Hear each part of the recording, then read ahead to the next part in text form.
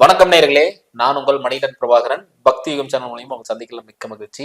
இன்னைக்கு சீஃப் கெஸ்டா யார் வந்திருக்காங்கன்னு பாத்தீங்கன்னா, பிரசன்ன ஜோதிடர், பங்குச்சந்தை ஜோதிடர், வாஸ்து நிபுணர் ஏகே அசோக் கந்தசாமி சார் வந்திருக்காரு. ஃபர்ஸ்ட் ஆஃப் ஆல் வெல்கம் பண்ணிடலாம். வணக்கம் ஐயா. வணக்கம். எப்படி இருக்கீங்க? நல்லா இருக்கு. Super super. ஸோ என்னன்னா, அந்த கடைசியா நம்ம பார்த்துட்டு இருக்கிறது 93 நாட்கள். அடுத்த 93 நாட்கள் என்னென்ன நிகழ்வுகள்லாம் இருக்க போகுது அப்படிங்கிற வரிசையா ஒரு சீரீஸா பண்ணிட்டு இருக்கோம். ஸோ அந்த வகையில் இன்னைக்கு பார்க்கக்கூடிய ராசி மீன ராசி. ஸோ மீன ராசின்னு சொல்லும்போது நிறைய பேர் ரொம்பவே அதிகமா வீசும் போகுது. நிறைய பேருக்கு சந்தேகமும் இருக்கு. ஏன்னா அடுத்து வரக்கூடியது ஜென்மச்சனி. ஸோ ஜென்மச்சனியா வருது. அப்போ என்ன மாதிரி நடக்க போகுது? ஏன்னா ஆல்ரெடி இது நிறைய பணம் பிரச்சனை, கடன் பிரச்சனை இருக்காங்க. ஸோ ஜென்மமா வரக்கூடிய சனி என்னென்ன மாதிரி இன்னல்கள் தராரா, இல்ல ஏதாவது ஒரு சின்ன டிப்ஸ் ஏதாவது இருக்கா அப்படிங்கிற மாதிரி விஷயம் சொல்லுங்க. இப்போ வந்து பாத்தீங்கன்னா உங்களுக்கு 7.5 சனி ஸ்டார்ட் ஆகி போயிட்டு இருக்கு. இப்போ ஜென்ம சனி வருது. இப்போ உங்களுக்கு வந்து பாத்தீங்கன்னா ஆல்ரெடி இந்த 1 இயர் வந்து பாத்தீங்கன்னா திடீர்னு பயம், பதட்டம், எதுக்கு பயப்படுறாங்க, எதுக்கு பதட்டம் படுறாங்கிறது தெரியாம ஃபியூச்சர் நினைச்சு பயப்படுறது, திடீர்னு ஏதோ ஒரு பிரச்சனை வர்றது, திடீர்னு நிறைய விஷயம் நடக்கும். அந்த திடீருங்கிற வார்த்தை உங்களுக்கு ஆல்ரெடி இந்த 1 இயரா இருக்கு. அது பத்தாதுன்னு வந்து பாத்தீங்கன்னா ஃபேமிலிக்குள்ள பிரச்சனை, கணவன் மணிக்குள்ள பிரச்சனை, பிரிவினை, டிவோர்ஸ் அப்ளை பண்றது, இல்லை தனித்தனியா வாழ்றது, இந்த மாதிரியான சூழல் எல்லாமே போயிட்டு இருக்க பட்சத்துல ஜென்ம சனி வந்து பாத்தீங்கன்னா கிட்டத்தட்ட அவங்களுக்கு ஒரு சில பிரச்சனைகள் குறைஞ்சாலும் ஜாப்ல கண்டிப்பாக ப்ராப்ளம் இருக்கு. ஜாப் ரிலேட்டட் இஷ்யூஸ் கண்டிப்பா அவங்களுக்கு இருக்கு.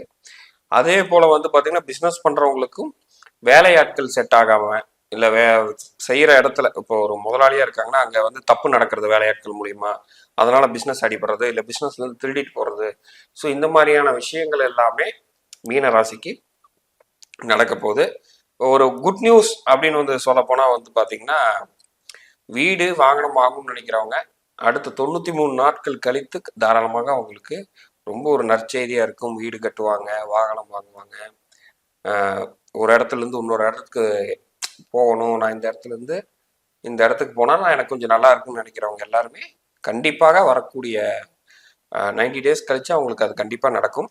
இவங்க பண்ணக்கூடாது அப்படிங்கறது வந்து பாத்துட்டீங்கன்னா, ஒருத்தவங்களுக்கு நம்பி ஜாமீன் போடுறது, இவங்க யோசிக்கிற எண்ணத்தை உடனடியே செயல்படுத்துறது. 1க்கு 2 டைம் யோசிச்சு பண்ணணும். அடுத்த 2.5 வருஷமும் 1க்கு 5 தடவை யோசிச்சு இன்னொருத்தரோட ஆலோசனை பெற்று இதை நான் பண்ணலாமா, இந்த தொழில் இறங்கலாமா, இந்த ஜாப் விட்டுட்டு இன்னொரு ஜாபுக்கு போகலாமா, இல்லை இந்த மாதிரியான விஷயம் இருக்கு அப்படிங்கிறது எல்லாத்தையும் ஒரு ஆலோசனை பெற்று பண்ணும் பொழுது நடக்கக்கூடிய துன்பங்களை குறைக்க முடியும், தவறுகளை குறைக்க முடியும்.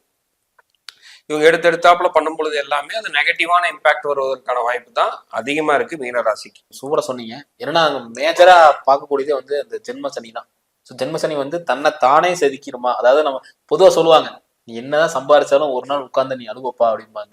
ஸோ அதெல்லாம் உண்மையில் நடக்குமா? இல்ல கண்டிப்பா. நான் அதுக்கு தான் இப்ப முன்னாடி சொன்னீங்களா, 1க்கு 5 தடவை யோசிச்சு பண்ணுங்க, இன்னொருத்தர ஆலோசனை பெற்று. ஏன்னா நீங்க பண்ற தவறத்தான் இந்த ஜென்ம சனி உங்களை சுட்டி காட்டும். சரி, நான் அன்னைக்கு அதை பண்ணிருக்கூடாது, சரி அன்னைக்கு நான் ஸ்டாக் மார்க்கெட்டுக்குள்ள போயிருக்கூடாது, அன்னைக்கு இவன் பேச்சை கேட்டு நான் இதை வாங்கியிருக்கூடாது, இவன் பேச்சை கேட்டு இவன்கிட்ட பணம் கொடுத்துருக்கூடாது, அப்படிங்கிறது எல்லாமே கடைசியில நீங்க பண்ண தப்புன்னு உங்களை கை காமிச்சிட்டு போறதுதான் இந்த ஜென்ம சனி. தப்பான ஆளுகள் வருவாங்களா, இல்ல வந்து பழைய நண்பர்கள் வந்து இந்த மாதிரி பிசினஸ் ஸ்டார்ட் பண்ணலாம், இல்ல இதுல வந்து இன்வெஸ்ட் பண்ணு, இதனால நம்ம வந்து அதிகமா ப்ராஃபிட்ஸ் கிடைக்கும்னு சொல்லி அந்த மாதிரி பிசினஸ்குள்ள இறங்கிடுவாங்களா? இப்போ எப்படி தெரியுங்களா, இப்போ ஃபர்ஸ்ட் தப்பான ஆளுங்கிறது இல்ல, உங்களுக்கு தப்பா நடக்கிறதுக்கு யார் என்ன சொல்லணுமோ அதை சொல்லுவாங்க, அவ்வளவுதான். அப்ப நம்ம எப்படி வச்சுக்கலாம்னா, இவ்வளவு நாள் நல்லா இருந்தவங்க கூட டப்புன்னு அவனுக்கே தெரியாம ஒரு விஷயம் சொல்ல அது உங்களுக்கு தப்பா நடந்திருக்கும், அவனுக்கு சரியா நடந்தது உங்களுக்கு தப்பா நடந்திருக்கு. உதாரணத்துக்கு இது பர்ஃபெக்ட் எக்ஸாம்பிளா ஸ்டாக் மார்க்கெட் எடுத்துப்போம்.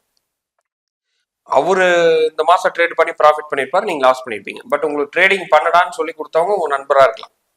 ஓகே, புரியுதுங்களா? ஸோ அதனால எல்லாத்தையும் தவறுன்னு சொல்லக்கூடாது. உங்களுக்கு தவறு நடக்கிற மாதிரியான விஷயங்கள் வரும், அதுல நீங்க ஜாக்கிரதையா இருக்கணும். அதான் ஆக்சுவலா சொன்னா சனி வந்து ரொம்ப வலை வீச போறாரு. எக்ஸாக்ட்லி. இப்போ வந்து ஒரு போன வாரம் ஆஃபீஸ்க்கு வந்தாங்க ஒரு ஃபேமிலி. அவங்க வந்து பாத்தீங்கன்னா அவங்க ஃப்ரெண்டு சஜஸ்ட் பண்ணி தான் அவங்க ட்ரேடிங்குள்ள இறங்கியிருக்காங்க. இது வரைக்கும் ஒரு 19 லட்சம் அதை இழந்துட்டாங்க. இப்போ அவங்களுக்கு என்னன்னா, இதுக்கு மேலேயும் இது இப்படியே கொண்டு போயிட்டு இருக்க வேண்டாம், நம்மளுக்கு லாபம் வரும்னா இறங்கலாம், இல்லை வேண்டாம்.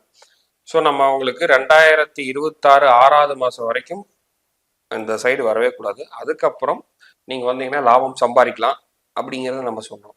இப்போ அவங்க அதை பார்க்கல அப்படின்னா 2026 வரைக்கும் பலனை வந்து அவங்க லாஸ் தான் பண்ணிட்டு இருப்பாங்க. புரியுதுங்களா? இப்போ அவங்க பார்க்கறது காரணம் சொல்றாங்க, அவங்க மிதுன ராசி. இப்போ அடுத்த குரு பயிற்சி எங்க நடக்குது? மிதுனத்துக்கு. இப்போ குரு வந்து காப்பாத்துறாரு, ஏதோ ஒரு வழியில வந்து காப்பாத்துறாரு, நீ ஸ்டாப் பண்ணு, உனக்கு அப்பதான் வந்து இருக்கணும். அப்போ அந்த இடத்துல அந்த ஒரு பாசிட்டிவ் இருந்தாலும் மற்றவங்களுக்கு திசா புத்தி அவங்களுக்கு செட் ஆகாதங்காட்டி நான் 2026 வந்து சொன்னேன். அப்போ 2026 அதுக்கப்புறம் வந்து அவங்களுக்கு நடக்கிற குரு பயிற்சியும் பாசிட்டிவ், அவங்களுக்கு வர திசா புத்தியும் பாசிட்டிவ், மற்ற கோச்சாரம் பாசிட்டிவா இருக்கிறதுனால கண்டிப்பாக லாபம் வரும். அதை இந்த நல்ல பங்குகள்ல அப்போல்லாம் ஒரு பிரசனமோ அந்த மாதிரி கூப்பிட்டு கேட்டு பண்ணிக்கிறது உங்களுக்கு ரொம்ப யூஸ்ஃபுல்லாக இருக்குங்காட்டி இப்போ நம்ம உங்களை நஷ்டம் வரதான் ஸ்டாப் பண்றோம். ஸோ இப்போ அவங்களுக்கு நல்ல டைம் வருது. இப்போ இவங்க மீனம் வந்து என்ன பண்ணுவாங்கன்னா இப்பதான் அதுக்குள்ள இறக்குவாங்க, புரியுதுங்களா? இப்ப இறங்கி அது இன்னும் 2.5 வருஷம் போகும். அதை ஃப்ராங்கா சொல்லணும்னா தப்பான டிசிஷன் எடுக்கிற நேரம். அதனாலதான் வந்து நான் என்ன சொல்றேன்னா, ஒரு ஜாப் விட போறீங்களா, 1க்கு 10 தடவை யோசிச்சுட்டு விடுங்க. இல்ல ஒரு அட்வைசரை வச்சுட்டு அதை கேளுங்க. எல்லாம் ஜாதகம் பாருங்க.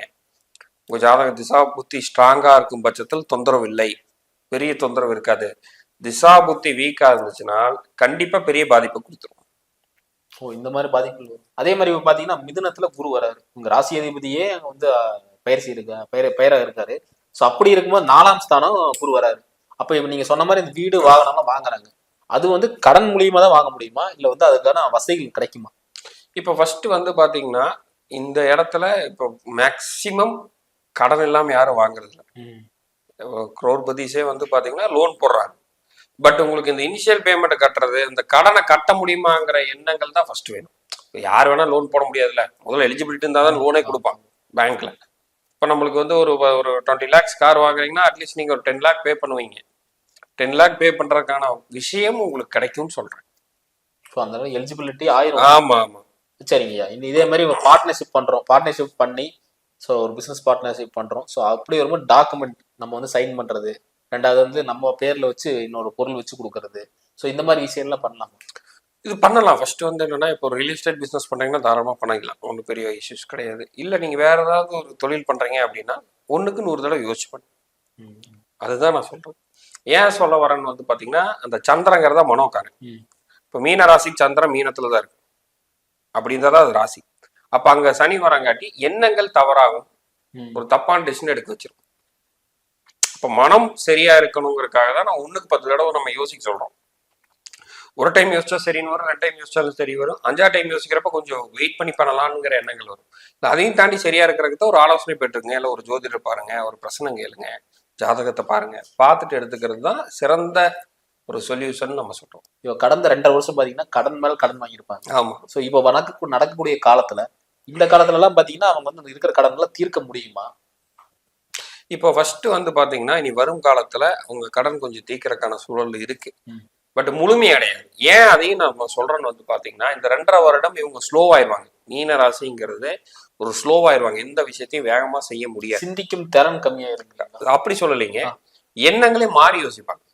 இப்ப இன்னைக்கு இந்த வேலை செஞ்சா நான் வந்து கண்டிப்பா என்னால இவ்வளவு சம்பாதிக்க முடியுங்கிற எண்ணம் போய் அடுத்த மாசம் தானே அந்த பணம் தேவை, பொறுமையா செய்யலாம். இப்போ முன்னாடியா இருந்தா இல்லை நம்ம இப்போ உடனே செய்யணும், உடனே கற்றுக்கணும், இதை உடனே கொண்டு போய் இம்ப்ளிமெண்ட் பண்ணணும், அப்போ தான் ஃப்யூச்சரில் பண்ணணும்னு போகணும். அப்போது சோம்பேறித்தனம் கொஞ்சம் அதிகமாயிரும். லேசினஸ்ங்கிறது வந்து இவங்க இந்த 2.5 வருஷம் எந்த வேலைனாலும் இவங்க வந்து இதாக தான் பண்ணுவாங்க. கடன் அடையிறது கொஞ்சம் கொஞ்சமாக தான் அடைக்க முடியும். இது டிபெண்ட் அப்பான் ஒவ்வொருத்தவங்களுடைய ஜாதகத்தை பொறுத்து. இப்போ அவங்களுக்கு திசாபுத்தி நல்லா இருக்குன்னா ஆட்டோமேட்டிக்காக அழகாக அடைச்சிடுவாங்க. இப்போ ஜென்மசனியாக வரக்கூடிய காலகட்டத்தில் கல்யாணம்லாம் பண்ணலாமா? இந்த காலகட்டங்கள்ல கல்யாணம் பண்றதுங்கிறது நம்ம சஜஸ்டபிள் கிடையாது. ஒரே ஒரு ஒரு தம் ரூல் மட்டும் இருக்கு. அவங்க ஜாதகத்துல இப்ப ஆணா இருக்காங்க அப்படின்னா சுக்கிரன் வந்து பாத்தீங்கன்னா குருவோட சேர்க்கை, சரிங்களா, இல்ல 7ஆம் பாவத்தோட குரு சேர்க்கை, 7ஆம் பாவாதிபதியோட குரு சேர்க்கை, குரு பார்வை இருக்கும் பட்சத்தில் இதை நம்ம ஆப்போசிட்ல இருக்கக்கூடியவங்களோட ஜெண்டர் ஜாதகம் நல்லா இருந்தால் அப்போ மேட்ச் பண்றது ஓகே. பட் இப்போ வந்து மேட்ச் பண்றதுங்கிறது இந்த ஒரு தம்ரூல் எல்லாம் மேட்ச் ஆகும் பொழுது அந்த அது சின்ன அப்பவுமே கல்யாண மண்டபத்துல சண்டை, ஏதோ ஒரு பிரச்சனை, லேட்டா போறது, கரண்ட் ஆஃப் வருது, மாமன் சொல்லிட்டான், மச்சான் சொல்லிட்டான், பங்காளி சொல்லிட்டான்னு ஏதோ ஒரு விஷயம் வராம போகாது, வரும், பட் பெரிய அளவுக்கு போகாது. இது எல்லாமே அவங்க ஜாதகத்தை எடுத்து வச்சுதான் நம்ம அதை கிளாரிட்டியா கொண்டு போக முடியும். இது நடக்கும், இது வேண்டாம், இந்த காலம் வெயிட் பண்ணுங்க. இப்போ படிப்புக்காகவும் தொழிலுக்காகவும் வெளிநாடு செல்றதுக்கு இந்த நேரம் வந்து கரெக்டான நேரம் தானே? தாராளமா செல்லலாம். ஏன்னா ராசிக்கு 12ல ராகு வருது, கண்டிப்பா அவங்க போறதுக்கான வாய்ப்புகள் கண்டிப்பா கிடைக்கும். ஒரு இடத்தொட்டு இன்னொரு இடத்துக்கு போறதுக்கான வாய்ப்பு மீனராசிக்கு அதிகமா இருக்கு. ஓ இந்த மாதிரி மல்டிபிளா பண்றதுக்கு தாராளமா தாராளமா ஸோ ஒரு வேலைக்கு போயிட்டு இருக்காங்க, சுய தொழில் பண்ற காலத்துல இந்த காலகட்டத்துல பண்ணலாமா? பண்ணலாமே. அதான் நான் சொல்றேன், நீங்க எந்த தொழில் இல்ல எந்த ஒரு ஜாப் பண்ணணும் 10 டைம் யோசிங்க. அதுக்கப்புறம் ஒரு அட்வைசர்கிட்ட கேட்டு பண்ணுங்க. ஏன் நான் சொல்ல வரேன்னா, ஒரு சிலர் நல்ல கம்பெனிக்கு போவாங்க, நான் மொத்தமா வேண்டான்னு சொன்னா நல்லது பண்றது கூட கெட்டு போயிடும். புரியுதுங்களா? ஸோ அதுக்கு சிம்பிளான ஒரே விஷயம் என்னன்னா, ஒவ்வொருத்தவங்க அவங்களுடைய ஜாதகத்தை இது நம்ம மாறலாமா வேணாமான்னு பாத்துக்கிறது ரொம்ப சிறந்தது. ஓவராலா பண்ணலாமான்னு கேட்டீங்கன்னா பண்ணலாம், பட் தப்பான எந்த ஒரு முதலீடும் பண்ணக்கூடாது. சூப்பர். இப்போ முக்கியமா பங்கு சந்தையில இவங்க வரக்கூடாதுங்க. புரியுது, போவே கூடாது. போகவே கூடாது. இப்போ இந்த காலகட்டங்கள்ல சொல்றேன், ஒரு ஜாப் போறாங்கன்னா இன்னொரு ஜாப் கிடைக்காம அந்த ஜாப் ரிசைன் பண்ணக்கூடாது. ஒரு தொழில் பண்ணிட்டு இருக்காங்கன்னா அந்த 2 வருஷம் அதை மட்டும் பண்ணணும். பெருசு பண்றதோ இல்ல வந்து இன்னும் வந்து பாத்தீங்கன்னா பிரான்சைஸோ இல்ல வேற தொழிலுக்குள்ள போறதோ எதுவுமே பண்ணாம. இப்போ ஜென்ம ஜாதகத்துல சனி இந்த இடத்துல இருந்தா நீங்க எல்லாம் ரொம்ப கேர்ஃபுல்லா இருக்கணும்னா என்னென்ன இடங்கள் இருக்கு? இப்ப ஃபர்ஸ்ட் எடுத்தோன்னு வந்து பாத்தீங்கன்னா இவங்க ஜாதகத்துல லக்கணத்திலேயே சனி இருக்கிறது, இவங்களுக்கு அஷ்டமத்துல, அப்புறம் வந்து பாத்தீங்கன்னா மிதுனத்துல, மீன ராசிக்கு இந்த இடத்துல இருக்கும் பொழுது உங்களுக்கு கொஞ்சம் ஜாக்கிரதையா இருக்கும். அதாவது நாலாம் இடத்துலயும் 8ஆம் இடத்துலயும் அவங்க லக்னத்திலையும் 1 4 8ல இருந்ததுன்னா ரொம்ப ரொம்ப கேர்ஃபுல்லா ஒவ்வொரு ஸ்டெப்ஸும். ஆமா, மீன ராசி. மத்தவங்களுக்கு அடிச்ச மாதிரி உங்களை அடிக்க மாட்டாங்க அப்படின்னு சொன்னா சனி இங்க இருக்கு. நீ வந்து பாத்தீங்கன்னா இப்ப உங்களுக்கு வந்து 5ல இருக்கிறதோ இல்ல 9ல இருக்கிறதோ 11லயோ 10லயோ இது எல்லாமே 9ல இருக்கிற சனி வந்து ஞானத்தை அதிகமா கொடுத்துரும், தெய்வ நம்பிக்கை கொடுத்துருங்களா? அப்படி கிடையாது. நம்ம என்னன்னா அந்த 9ல இருக்கிறது என்ன பண்ணுவாங்கன்னா அவங்க ஃபர்ஸ்ட் 1 5 9 இருந்தாலே லக்கணத்தோட தொடர்பு தான். அதுல வேற ஆப்ஷனே இல்ல, அந்த இடத்துல இருக்கு. பட் என்னன்னா அந்த பர்சன்டேஜ் விதையும் கொஞ்சம் கம்மியாகும். ரெண்டாவது அவங்க பெரிய பாதிப்பு இல்லை, நெகட்டிவா நம்ம அதை சொல்ல முடியாது பெருசா. இப்ப 8ல இருக்கிற சனி அந்த டைம்ல எல்லாம் சனின்னு வந்தாலே உங்களுக்கு ஆபத்து தான். புரியுதுங்களா? அதே மாதிரி வந்து இப்போ 10ல இருக்கிறதோ 11ல இருக்கிறதோ நம்ம சொல்ல முடியாது. 10ல இருக்கிறது என்ன 3 தொழில் பண்ணுவாங்க. 10ல யாருக்கெல்லாம் சனி இருக்கா 3 தொழில் பண்ணுவாங்க. இல்ல ஜாப் வந்து பாத்தீங்கன்னா காலையில ஒரு ஜாப் ஈவினிங் ஒரு ஜாப் பண்ணிட்டு இருப்பாங்க. புரியுதுங்களா? 11 இருக்கிறது உங்களுக்கு தொழில் வந்து பன்மடங்கா பெருகிட்டே லாபம் வந்துட்டே இருக்கும். ஸோ இது எல்லாமே பாசிட்டிவா நம்ம சொல்ல முடியும். இந்த 7.5 சனி, அதாவது ஜென்மச்சனியா நடக்கக்கூடிய மீனராசிகளுக்கு உங்களோட டிப்ஸ், ஏங்க இந்த விஷயம் மட்டும் பண்ணாதீங்க அப்படின்னு 2 விஷயம் என்ன விஷயம் சொல்லுங்க? ஸோ ஃபர்ஸ்ட் வந்து இவங்க ஜாமீன் போடக்கூடாது. இப்போ ஜாமீன் சொந்தமாவே இருந்தாலும் போடக்கூடாதா? ஜாமீன் போடக்கூடாது. இந்த காலகட்டத்துல கடன் வாங்கி எதுவும் செய்யக்கூடாது. புரியுதுங்களா? இது 2யும் மெயினா ஃபர்ஸ்டா கடைபிடிக்கக்கூடியது. 2வது ஒரு ஜாப் போனீங்கன்னா தயவு செஞ்சு அந்த ஜாப் இப்ப விட வேண்டாம். விட்டா திரும்பி கிடைக்கிறது ரொம்ப ரொம்ப டஃப் டைம் ஆயிடும். இதுதான் இந்த 2 ரூலை மட்டும் இவங்க இந்த 2.5 வருஷத்தை ஃபாலோ பண்ணிட்டாங்கன்னா ரொம்ப அழகா இவங்க கடந்து போயிடும். உங்களோட ஸ்டைல்ல சொல்லணும்னா சின்ன ரெமிடிஸ் சொல்லுங்க.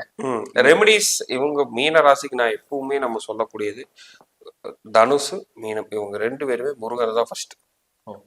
திருச்செந்தூருங்களா? ஆமா, முருகர். நீங்க எந்த இது வேணா வச்சுக்கலாம், நீங்க எந்த கோயிலுக்கு வேணா இந்த தான் போகணும் அங்க போகணுங்கிறது. முருகர் எந்த கோயிலும் உங்களால முடியுதோ, பழனி போக முடிஞ்சா போங்க, திருச்செந்தூர் போக முடிஞ்சா போங்க. இது முருகர் ஃபர்ஸ்ட். 2வது குலதெய்வ வழிபாடு. இந்த 2 விஷயமும் தனுசு மீனராசியும் எப்பொழுதுமே கைவிடவே கூடாது. முருகரையும் குலதெய்வத்தையும். அதுவும் குலதெய்வம்லாம் மாதம் மாதம் பௌர்ணமியோ அமாவாசைக்கோ போகணும். வருடம் 2 முறை படையல் போட்டு சாமி கும்பிடணும். இது 2யும் மட்டும் பண்ணினாலே போதும். பெரிய அளவுல பிரச்சனையிலேருந்து தப்பிச்சிருவாங்க.